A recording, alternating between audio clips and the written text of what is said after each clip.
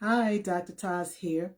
Hope everyone is doing well. Today, I wanted to talk about affirmations and art and how just appreciation for art and affirmations can really make a difference in your life. In my latest book, The Bounce Back, I have a chapter that's devoted to affirmations. And the simplest way to think about affirmations is think of it as that positive self-talk because we want them to be positive. You don't have to say it out loud, but you're actually saying something in your mind all the time. Um, let's just have a little fun with this. You might be saying, I can do it. Or you might be thinking in your mind, I don't know how I'm going to do this.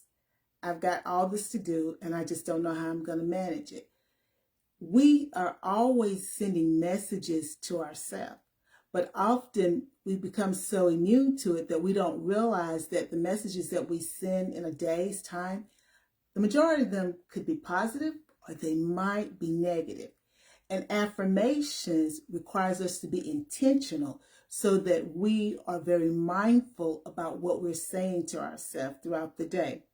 So they are very powerful too to help us change our mindset, to help us feel energized, to feel confident that we can handle whatever life is bringing to us that particular day or at that particular moment.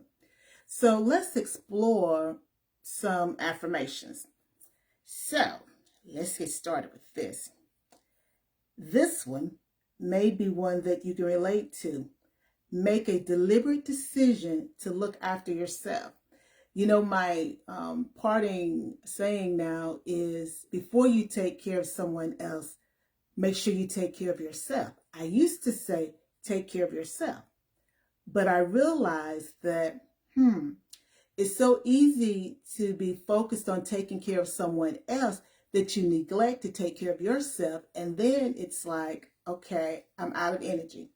You don't have any more to give. So we have to be mindful about taking care of ourselves. And that's very simple. You tell yourself.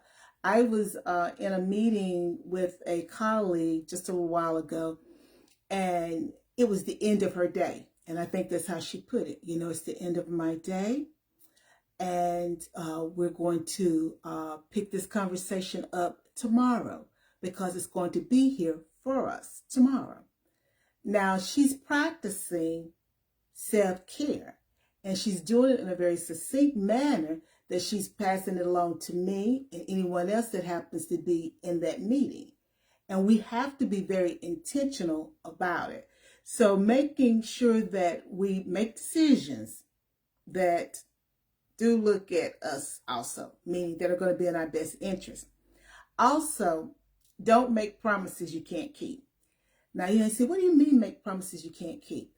Well, sometimes we make commitments that I'm going to do this, I'm going to do this, and I'm going to do this. And all of it's happening at the same time. And you can't meet your commitments. And for some people, they can just brush that off and just go on and then finish everything that they have to do whenever they get to it. But for some of us, it's like, I didn't make my commitment. And so therefore, we get a little anxious and we may get discombobulated, and we're not able to be effective in any other aspect of our life. Hi, Manswell. Thanks so much for joining me. And we're not able to be effective in other aspects of our life. So to prevent that from happening, let me say it this way, don't bite off more than you can chew. You get that? Meaning that you think you can do all this stuff at the same time, but you can't. And again, that takes mindfulness, being intentional about what we're saying to ourselves so that we don't set ourselves up for failure. Treating yourself with kindness. It's so easy to treat everybody else well, but not yourself. And folks may say, well, Dr. Taj, you talk about that all the time, because for some of us, it's a way of life. We are going to give everything we have away, but we don't have anything left to give ourselves. And so in order to change that mindset, you have to constantly remind yourself, I'm going to treat myself with kindness today. I'm going to treat myself with kindness. I think about a young girl, and I got to figure out how I'm going to change the name. I think about a young girl who, when they started school, they didn't have a good experience. And so their mother took them to see a play therapist. And one of the things that the therapist worked with the young girl on is increasing their self-esteem. And so what the young girl would say was, and I'm going to use my name, I can do it. I would say, Teresa, you can do it. Teresa, you can do it. You can do it, Teresa. You can do it, Teresa. Because she had to consistently tell her that she could do it to get over that fear that she had. And of course, after doing that so long, and she would do it when she wasn't with the therapist, so you knew she was doing her homework, she was able to become comfortable in a situation that wasn't a good situation for her, and that inadvertently caused her to have some school phobias. So again, being mindful and sharing this information with yourself over and over. Now you can say it out loud because this little girl's mother heard her saying it out loud. Or you can say it in your mind, because remember, we're saying things all the time. We don't think about it, but it's just an automatic. We're thinking something, and if we don't catch ourselves, we'll be thinking something that's not positive, that doesn't impact our well-being the way that we would like for it to be impacted. Also, consider the consequences of your actions or of your choices. I got to consider the consequences? Yes. Because if you're making decisions thoughtfully, then they can significantly positively impact your life. But if you're making decisions just off a whim, then they may not positively impact your life. I'm a foodie because, I love to cook. I was watching an old episode of Robert Irvine's Restaurant Impossible last night. And I don't know what year it was, but it was old. And so this lady, she was an accountant, and she was just out walking like during lunchtime, and she passed this building. There's a strip mall, and she decided that she wanted a restaurant for her family. And so she bought it. And then she said she was, how did she say it? It was a whim. She made that decision on a whim. She was daydreaming, and she just made a decision. Well, of course, if Robert Irvine has come in and this Restaurant Impossible, it means that the business wasn't doing well. And he did many strategies he implemented in order to help them to understand that they were sinking. And the one that stood out to me as a counselor and coach was he took a rowboat, he drilled holes in it, his person drilled holes in it and put corks. And so he would have the business owners to remove a cork. And as they did, the boat took on water. And it took on more and more water as they removed the corks. And then he had them to try to put the corks back in, which was a challenge because you've got all this water. But his point was he wanted them to be thoughtful about the decisions because they were making decisions due to their lack of knowledge that was actually sinking their business. But it was hard for them to understand that they were responsible for their business. And so this idea of being aware of the consequences of our actions is very important. The last one that I want to leave you with is be mindful or be conscious of everything you do. I'm a firm believer in self-reflection, but being mindful of everything you do, your nonverbals, what you're telling yourself, what you're thinking that you don't think that you're telling yourself, everything, be mindful of it because it all impacts who you are at that present moment in time and who you are going to be in the future. Because we have to be realistic. What I feel today or what I do today is going to impact my tomorrow. So it's like a friend of mine says you have to put the work in. Well, if I put the work in today, I'm going to see the fruits of my labor tomorrow. Tomorrow may not be, quote unquote, the next day, but in the future, I will see the fruits of my labor. So be very conscious of everything that you do. And you have to tell yourself, what did I do? Oh, I shouldn't have done that. Then regroup. The other thing that I wanted to talk about tonight was art. And I mentioned it a little bit when I was talking about the young lady, the young child who would go to the play therapist. Well, there are many different techniques that coaches and therapists use, but the arts could be the theater, writing, because this is a form of art. Our books are a form of art. Um, Paintings, literature, the cinema, music, theater. I've been outside, as my friend would say, outside. I've been outside this year for a lot of music, but music soothes the soul. Music is a form of art.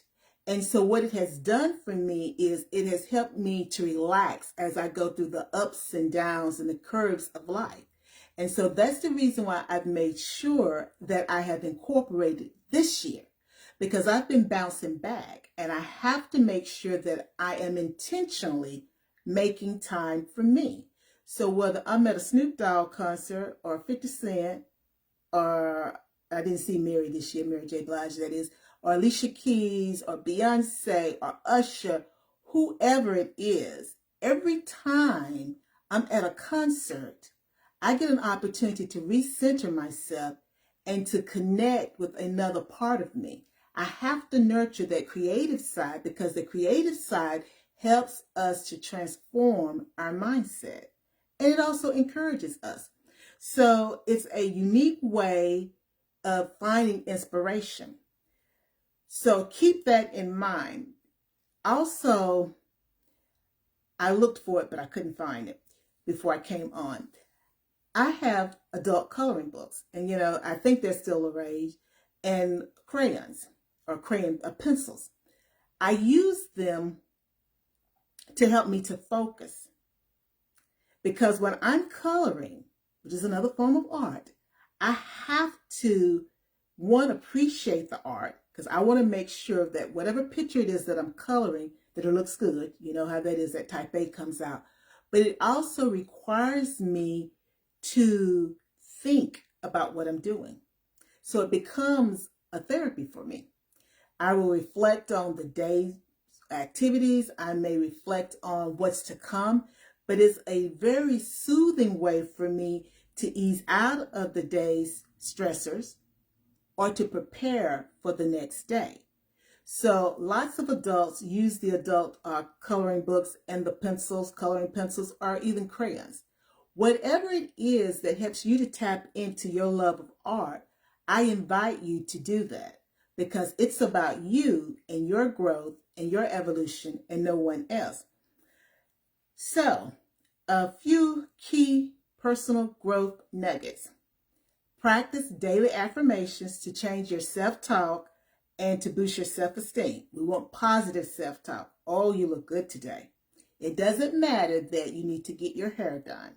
Or, oh, my nails look so nice. And you may say, but they look nice. It doesn't matter that you need to get them done. Tell yourself that. If you're trying to lose weight, I think this shirt's a little loose. It wasn't this loose last time. Keep rewarding yourself. That's positive self-talk. Don't talk negative to yourself. Again, embrace art in all of its form as a source of inspiration and to help you transform your life, your thoughts, your circumstances. Prioritize self-care and set healthy boundaries. Don't bite off more than you can chew, because you're going to be the one stuck with it. So take life as it comes sometimes. Don't try to take all of it at one time. It's a lot to carry. Also, remember that you are enough and your well-being matters. I put on one of my bracelets. I was looking to see what this one says. This one doesn't say you are enough. It says face everything and rise. But I have one that says you are enough. You are enough. You're enough. And you have to get that in your mind and in your heart, regardless of what others think. Use the power of positive thinking to reframe your perspective and overcome challenges. Reframe, oh, I don't have. Let's reframe that. I need just a little bit more of that, and then it will be complete. So it's not that I don't have, I just need a little more. So that means you have some of it. So I'm thinking about it differently. Also, again, determine what type of art you like. If there are shows on television or particular movies that really encourage you, really get you motivated, make sure that you include those in your life. If it's paintings, if it's the opera, like my friend Paula, she makes sure she gets to the opera. She gets season tickets every year. And she doesn't even live in North Carolina anymore, but she'll be here in a few days for the opera, because that is something that she absolutely loves. And she has been doing this for, let's just say 30 some years. She makes sure she gets to the opera. So again, it's about what feeds your soul. And art is unique to each person, what you like. And your taste may change because mine changes from time to time. So again, those are just a few personal growth nuggets to help you think about how affirmations, the positive things that we say to ourselves, being intentional about it, in art and all of its form, how it can impact you. Hi, Kamara. Thanks for joining me. How it can impact you. So, we got a couple things we're going to remember. You have the power to transform your life and your mindset. You have it. Start today.